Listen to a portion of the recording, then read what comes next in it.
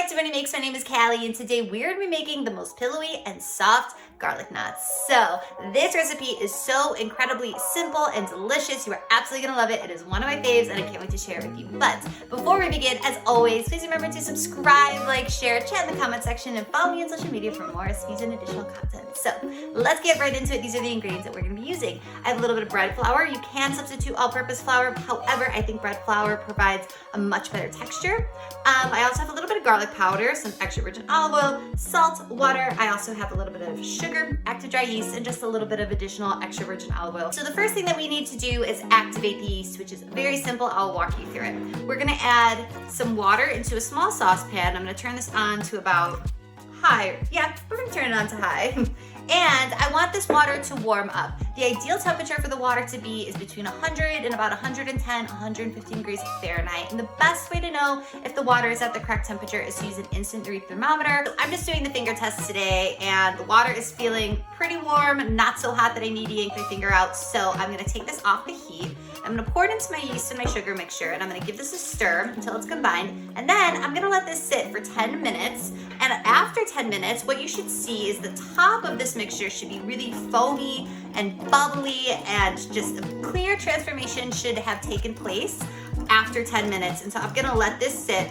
If by chance nothing happens after 10 minutes and the mixture looks exactly how it does now, chances are the water is too hot, it was too cold, or the yeast was expired. I'm gonna set this aside for 10 minutes. And in the meantime, what I'm gonna do is I'm gonna grab my flour, my garlic powder, my salt, and I'm just gonna give this a whisk to combine. Okay, so this is looking good. Now I'm just gonna wait the 10 minutes and then we'll continue. Okay, we're back. It's been 10 minutes, and as you can see here, there is a very clear transformation that's taken place. There is like a dome of foam and bubbles that just covers the entire surface of this, so it is good to go. So we're gonna grab our dry ingredients into this. We're gonna add in our yeast and water mixture, along with our olive oil. And we're just gonna give this a stir just to kind of combine all the ingredients until it reaches kind of like just a shaggy kind of, I don't even want to say dough ball, more just like a shaggy mess. And then we're gonna turn this out onto a work surface and continue kneading. Okay, so now I'm kind of at a point with mixing this with a fork where it's kind of a little difficult to mix. So at this point, I'm gonna turn this out onto my work surface. And what I'm gonna do is I'm gonna knead this for 10 minutes. So, you know, put a podcast on, listen to some music, whatever you like to do, and the time will fly by. And this is what kneading looks like. Kneading is you're gonna pull the dough towards you, fold it over itself, push it forward, rotate it 90 degrees. So I'm gonna pull it towards me, fold it over, push it forward with my palms, rotate it 90 degrees. So 10 minutes later, this is what you should be looking at. It is smooth, it is perfect, and this is exactly what you want. So I'm just kind of tucking the bottom in, sort of just creasing the seam. Don't worry about it, but I have that in a ball, and so I'm just gonna use the same bowl I was using earlier. No need to wash it or use another bowl. And I'm just gonna add olive oil generously all over the bottom and the sides of the bowl. Okay, so now I'm gonna throw in the dough ball, and I'm just gonna kind of spread it in this olive oil on all sides. Okay, so next up what I'm gonna do is I'm gonna cover this bowl with plastic wrap, and then I'm gonna pop the bowl into a warm spot until this dough doubles in size. Okay, so welcome back. It has been an hour and a half, and my dough has puffed up significantly. As you can see here, it has completely transformed into a big puffy cloud.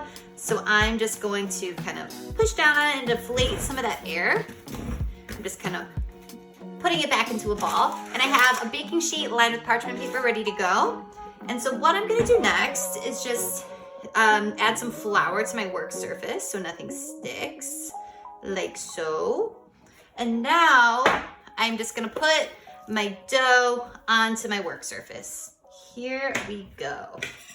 So this part is really, really simple. I'm just gonna form this into like a rough rectangle, oval. Okay, it does not need to be perfect. And I'm using a pizza cutter. You can use, you know, a knife, whatever you have. And we're just gonna cut this into like about 1-inch strips. It does not have to be equal or completely exact. Don't get a ruler or anything like that.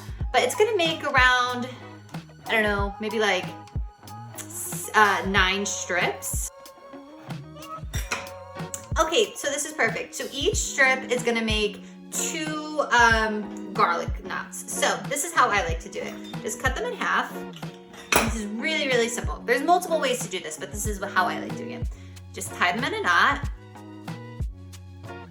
like so. And then just tuck the 2 tails underneath, pop it on the parchment paper. So I'm just gonna do that again. So I'm just gonna tie these in a knot, like so. Fold the bottom underneath, and you can give it a little pinch if you want. And then just put them on the parchment paper. And so I'm just gonna continue making these garlic knots. As you can see, it's really, really simple. And then once these are all finished, I'm gonna cover these again with plastic wrap and let them sit at room temperature for 30 minutes. In the meantime, while these sit for 30 minutes, preheat your oven to 425 degrees Fahrenheit. You get that nice and hot and ready to go. Okay, so it's been 30 minutes and these are looking great. They've definitely plumped up a bit. And like I said earlier, my oven is preheated to 400 degrees Fahrenheit, and these are gonna go into the oven for about 20 to 23 minutes. And in the meantime, we're gonna get together the like buttery, garlicky, parsley, just delicious Parmesan topping that's gonna go over these once they are hot and out of the oven. So I will see you once these are finished. And in the meantime, let's get going on the topping. Okay, so while the garlic knots bake, let's get going on this topping. I have some melted butter, and to this I am gonna add a good amount of parm. I really think that there is no such thing as too much Parmesan in this recipe. Be sure to use freshly grated Parmesan. I also have quite a bit of parsley and lots of garlic. Of course, feel free to cut the garlic in half if that's just too much for you, but I don't know why you would do that. That's such a big flavor component in this recipe, and I absolutely love it. I'm also gonna add a little bit of Aleppo pepper. If you've never had Aleppo pepper, it's very similar to red pepper flakes, and you could absolutely use red pepper flakes. If you don't have Aleppo pepper, it's just a little bit less spicy, a little bit more mild. It has some kind of citrusy, subtle undertones to it, which are really delicious, and I love using in this recipe. And I'm also gonna add a good pinch of kosher salt. And I'm just gonna give this a stir. And then I'm just gonna hold off for a little bit and wait for the garlic knots to come out of the oven. And then as soon as those garlic knots get out of the oven, we are gonna add this topping, and it's gonna be amazing. I can't wait. So I'll see you soon.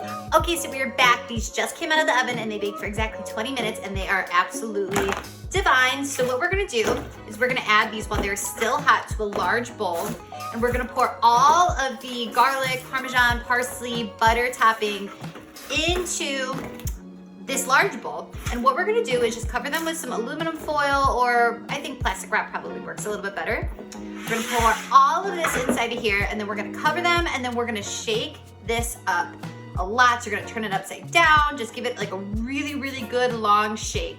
And that's gonna help disperse all of this topping, which is gonna be wonderful. And what we're gonna do after that is we're gonna let these sit with the plastic wrap or aluminum foil still covering the bowl after we're done shaking them for about 5 minutes, and just let these garlic knots just soak in that really delicious flavor, and it's going to be amazing. Give these a really, really good shake, let them sit for 5 minutes, and then I'm gonna give you a close-up of just how soft and pillowy and absolutely delicious these garlic knots really are.